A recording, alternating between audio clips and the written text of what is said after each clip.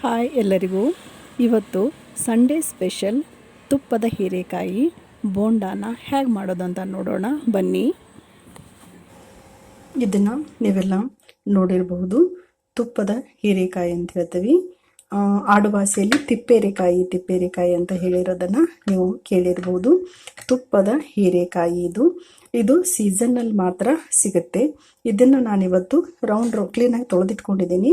ರೌಂಡಾಗಿ cut ಮಾಡಿ ತಿಪ್ಪೇರೆಕಾಯಿ ಬೋಂಡಾ ಬಜಿ ಮಾಡಬೇಕಂತ plan ಮಾಡಿದ್ದೀನಿ. ಆ್ಯಕ್ಚುಲಿ ಇದೆಲ್ಲ ನಂಗೆ ತುಂಬ ಆಗುತ್ತೆ. ಇದು 1 ಅಥವಾ 2ರಲ್ಲಿ ನಂದು ಇವತ್ತೇನಾಗುತ್ತೆ, ತಿಪ್ಪೇರೆಕಾಯಿ ಬೋಂಡಾ ಮಾಡೋದು ಕಂಪ್ಲೀಟ್ ಆಗಿಬಿಡುತ್ತೆ.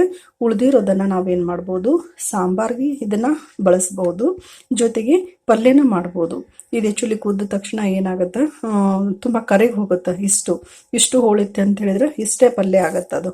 ಹಾಗಾಗಿ ಬೋಂಡಾ ಮಾಡಿಬಿಟ್ಟು ಉಳಿದಿರೋದನ್ನು ಸಾಂಬಾರು ಅಥವಾ ಪಲ್ಯಕ್ಕೆ ಏನು ಮಾಡ್ತಾರೆ, ಇದನ್ನು ಯೂಸ್ ಮಾಡ್ತೀನಿ. ಅದು ಚಳಿಗಾಲದಲ್ಲಿ ಇದು ಹೆಚ್ಚು ಸಿಗೋದು. ಇದ್ರ ಬೋಂಡಾ ತಿಂದವರಿಗೆ ಅದರ ರುಚಿ ಗೊತ್ತು, ತುಂಬ ಟೇಸ್ಟಿ ಇರುತ್ತೆ. ಹಾಗಾಗಿ ಇವತ್ತಿನ ರೆಸಿಪಿಯಲ್ಲಿ ನಾನು ತಿಪ್ಪೇರೆಕಾಯಿ ಬೋಂಡಾ ಅಥವಾ ಬಜ್ಜಿಯನ್ನು ಏನು ಇವತ್ತು ಮಾಡ್ತಾ ಇದ್ದೀನಿ.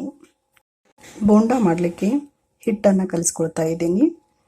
ಹಸಿ ಕಡಲೆ ಹಿಟ್ಟು ಒಳ್ಳೆ ಕ್ವಾಲಿಟಿದು ತೊಗೊಂಡು ಚೆನ್ನಾಗಿ ಅದನ್ನು ಸಾಣಿಸ್ಬಿಟ್ಟು ಒಂದು ಮಿಕ್ಸಿಂಗ್ ಬೌಲ್ಗೆ ಹಾಕಿದ್ದೀನಿ.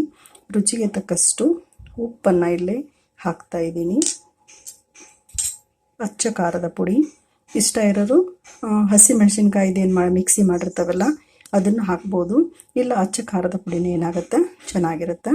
1/4 ಟೀ ಸ್ಪೂನ್ ಅಚ್ಚ ಖಾರದ ಪುಡಿ, 1 ಚಿಟಿಕೆ ಸೋಡಾ ಪುಡಿ, ತಿನ್ನೋ ಸೋಡಾ ಅಂತ ಹೇಳ್ತಾವಲ್ಲ, ಬೇಕಿಂಗ್ ಸೋಡಾ ಪುಡಿ, ಮತ್ತು ಸ್ವಲ್ಪ ಅಜ್ವಾನ, ಓಂ ಕಾಳು ಅಂತ ಹೇಳ್ತೀವಿ ನಾವು. ಆ್ಯಕ್ಚುಲಿ ಇದು ಹಸಿ ಕಡಲೆ ಹಿಟ್ಟೇನಿದೆಯಲ್ಲ ಡೈಜೆಸ್ಟ್ ಆಗಲ್ಲ ಬೇಗ, ಡೈಜೆಷನ್ಗೆ ಹೆಲ್ಪ್ ಆಗಲಿ ಅನ್ನೋ ಒಂದು ಉದ್ದೇಶದಿಂದ ಓಂ ಕಾಳು ಅಥವಾ ಅಜ್ವಾನವನ್ನು ಇಲ್ಲೇನು ಮಾಡ್ತಾ ಇದ್ದೀನಿ, ಬಳಸ್ತಾ ಇದ್ದೀನಿ. ಪ್ರತಿಯೊಂದು ಆಹಾರ ಪದ್ಧತಿಗೂ ಯಾವ ಒಂದು ಇಂಗ್ರೀಡಿಯೆಂಟ್ಸ್ ಸಾಮಗ್ರಿಗಳನ್ನು ಬಳಸ್ತೇವಲ್ಲ ಅದಕ್ಕೆ ವೈಜ್ಞಾನಿಕವಾದ ಹಿನ್ನೆಲೆನೇ ಇದೆ. ಇದು ಡೈಜೆಷನ್ ಇಂಪ್ರೂವ್ ಮಾಡೋದ್ರಿಂದ ಹಸಿ ಕಡಲೆ ಹಿಟ್ಟು ಅದರದ್ದೇನು ಪದಾರ್ಥ ಇದೆ ಬೇಗ ಅದು ನಮಗೆ ಜೀರ್ಣ ಆಗೋದಿಲ್ಲ, ಅದು ಜೀರ್ಣಕ್ರಿಯೆಗೆ ಸಹಾಯ ಆಗಲಿ ಅನ್ನೋ ಉದ್ದೇಶಕ್ಕೆ ಓಂ ಕಾಳು ಅಥವಾ ಅಜ್ವಾನವನ್ನು ಬಳಸೋ ಒಂದು ಪದ್ಧತಿ ನಡೆದು ಬಂದಿದೆ ಅಲ್ವಾ. ಇದನ್ನು ಕ್ಲೀನಾಗಿ ಮಿಕ್ಸ್ ಮಾಡ್ಕೊಂಡ್ಬಿಟ್ಟು ಸ್ವಲ್ಪ ಕಾದ ಎಣ್ಣೆ ಮತ್ತು ನೀರನ್ನು ಹಾಕಿ ನಾವೇನು ಮಾಡಬೇಕು, ಇದನ್ನು ಹಿಟ್ಟನ್ನು ಬೋಂಡಾಗೆ ರೆಡಿ ಮಾಡ್ಕೋಬೇಕು. ತೊಳೆದು ರೆಡಿ ಇಟ್ಕೊಂಡಿರೋ ತಿಪ್ಪೇರೆಕಾಯಿನೂ ಹೀಗೆ ರೌಂಡಾಗಿ ಹೆಚ್ಚಿಟ್ಕೊಂಡಿದ್ದೀನಿ. ಮತ್ತು ಹಿಟ್ಟು ರೆಡಿ ಇದೆ. ಹೀಗೆ ಒಂದೊಂದೇ ತಿಪ್ಪೇರೆಕಾಯಿನ ಎಣ್ಣೆಯಲ್ಲಿ ಹಿಟ್ಟಲ್ಲಿ ಎದ್ಕೊಂಡ್ಬಿಟ್ಟು ಕಾದ ಎಣ್ಣೆಯಲ್ಲಿ ಬಿಡ್ತಾ ಹೋದರೆ ನಮ್ಮ ಇವತ್ತಿನ ತಿಪ್ಪೇರೆಕಾಯಿ ಬೋಂಡ ಏನಾಗುತ್ತೆ, ರೆಡಿ ಆಗುತ್ತೆ. ತುಂಬ ಟೇಸ್ಟ್ ಇರುತ್ತೆ.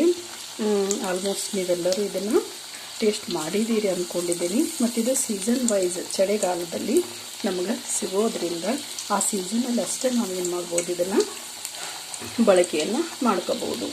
ಈ ಸೀಸನ್ ಮುಗಿದ ಮೇಲೆ ಮತ್ತು ನಮಗೆ ತಿಪ್ಪೇರೆಕಾಯಿ ಬೇಕು, ನಾವು ಬೋಂಡ ಮಾಡ್ತೇವೆ ಅಂತ ಹೇಳಿದ್ರೆ ಏನಾಗಲ್ಲ, ಇದು ಸಿಗೋದಿಲ್ಲ. ಹಾಗಾಗಿ ಯಾವುದೇ ತರಕಾರಿ ಇರ್ಬೋದು, ಹಣ್ಣು ಇರ್ಬೋದು, ಹೂವು ಇರ್ಬೋದು, ಅದು ಯಾವ್ಯಾವ ಸೀಸನಲ್ಲಿ ಸಿಗುತ್ತಲ್ಲ ಆ ಸೀಸನಲ್ಲಿ ನಾವೇನು ಮಾಡಬೇಕು, ಅದರ ಒಂದು ಬಳಕೆಯನ್ನು ಮಾಡ್ಕೋಬೇಕು ಅಲ್ವಾ. ಹೀಗೆ ಒಂದೇ ಸೈಡ್ ಇದನ್ನು ಹಿಟ್ಟಲ್ಲಿ ಎದ್ದಿ ನಾವು ಎಣ್ಣೆಯಲ್ಲಿ ಬಿಡ್ತಾ ಹೋಗಬೇಕು. ಕ್ಲೀನಾಗಿ 2 ಸೈಡ್ ಇದನ್ನು ಏನು ಮಾಡಬೇಕು, ನಾವು ಬೇಯಿಸ್ಕೋಬೇಕು. ನೋಡಿ ಎಷ್ಟು ಸಾಧ್ಯ ಆಗುತ್ತೆ. ನಿಮ್ಮದು ಬಾಣಲೆ ದೊಡ್ಡದಿದ್ರೆ ಅದ್ರ ತುಂಬಾ ಬಿಡ್ಬೋದು, ಚಿಕ್ಕದಿದ್ರೆ ಎಷ್ಟೆಷ್ಟು ಸಾಧ್ಯ ಅಷ್ಟನ್ನು ನೀವು ಎಣ್ಣೆಯಲ್ಲಿ ಬಿಡ್ತಾ ಹೋಗ್ಬೋದು. ಟೇಸ್ಟ್ ಅಂತೂ ತುಂಬ ಸಖತ್ತಿರುತ್ತೆ, ನಿಮಗೆಲ್ಲ ಗೊತ್ತಿದೆ ಅಲ್ವಾ. ಎಸ್,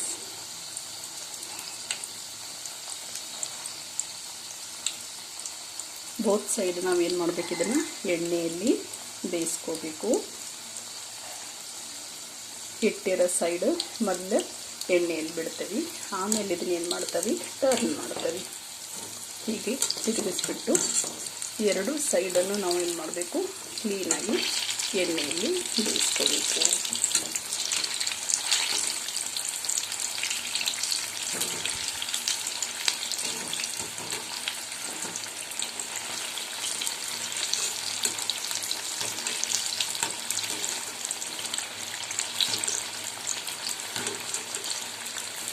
ಆ್ಯಕ್ಚುಲಿ ಡೈಲಿ ನನಗಿದು ಎಣ್ಣೆಯಲ್ಲಿ ಕರೆದಿದ್ದು ಇಷ್ಟ ಆಗೋದಿಲ್ಲ. ಬಟ್ ನಮ್ಮ ಮನೆಯವರಿಗೆ ಡೈಲಿ ಎಣ್ಣೆಯಲ್ಲಿ ಕರೆದು ನೀವು ಬಜ್ಜಿ, ಮಿರ್ಚಿ, ಬೋಂಡ ಏನಾರು ಮಾಡಿಕೊಡ್ರಿ, ಅವರು ಬೇಸರ ಇಲ್ಲದೆ ತಿಂತಾರೆ. ಬಟ್ ನಾನು ಸ್ವಲ್ಪ ಎಣ್ಣೆಯಲ್ಲಿ ಹೆಚ್ಚಿಗೆ ಯೂಸ್ ಮಾಡಬಾರ್ದು ಅನ್ನೋದಕ್ಕೆ ನಾನು ಅವಾಯ್ಡ್ ಮಾಡ್ತೀನಿ. ಆದರೂ ಮನೆಯಲ್ಲಿ ಯಾರಾದರೂ ಇಷ್ಟಪಟ್ಟು ತಿನ್ನೋರಿದ್ರೆ ಮಾಡಿಕೊಡಲೇಬೇಕಲ್ಲ ಅಲ್ವಾ. ನಾವು ಎಷ್ಟೇ ಕಡಿಮೆ ಹಿಟ್ಟನ್ನು ಕಲಿಸ್ಕೊಂಡ್ರೂ ಸಹಿತ ಲಾಸ್ಟ್ಗೆ ಸ್ವಲ್ಪ ಹಿಟ್ಟು ಏನು ಮಾಡುತ್ತಾ ಮಿಕ್ಕುತ್ತಾ ಅದನ್ನು ನಾವು ಯೂಸ್ ಮಾಡ್ಕೋಬೇಕಂತ ಹೇಳಿದ್ರೆ ಒಂದು ಈರುಳ್ಳಿನ ನಾವು ಕಟ್ ಮಾಡಿ ಅದಕ್ಕೆ ಹಾಕ್ಕೊಂಡು ಅದೇ ಎಣ್ಣೆಯಲ್ಲೇ ನಾವು ಬಿಡೋದ್ರ ಮೂಲಕ ಏನು ಮಾಡ್ಬೋದು, ಒಂದೆರಡು ಕಾಂದ ಬಜ್ಜಿಯನ್ನು ಸಹಿತ ಅಲ್ಲಿ ತಯಾರು ಮಾಡ್ಕೋಬೋದು. ಹೌದಾ, ನೋಡಿ ಒಂದೇ ತಿಪ್ಪೇರಿಕಾಯಲ್ಲಿ ಇಷ್ಟೊಂದು ಬಜ್ಜಿ ಬಂದಿದೆ. ಹೌದಾ, ಸ್ವಲ್ಪ ಹಿಟ್ಟು ಮಿಕ್ಕಿರುತ್ತಲ್ಲ ಅದರಲ್ಲೇನ ಒಂದು ಈರುಳ್ಳಿ ಕಟ್ ಮಾಡಿ ಬಿಡೋದ್ರ ಮೂಲಕ ನಾವೇನು ಮಾಡ್ಬೋದು, ಇಲ್ಲೊಂದು ಒಂದೆರಡು ಈರುಳ್ಳಿ ಬಜ್ಜಿಯನ್ನು ಸಹಿತ ನಾವು ರೆಡಿ ಮಾಡ್ಕೋಬೋದು. ನೋಡಿ ಸ್ವಲ್ಪ ಹಿಟ್ಟಲ್ಲಿ ಇಷ್ಟು ತಿಪ್ಪೇರಿಕಾಯಿ ಬಜ್ಜಿ ರೆಡಿ ಇದೆ.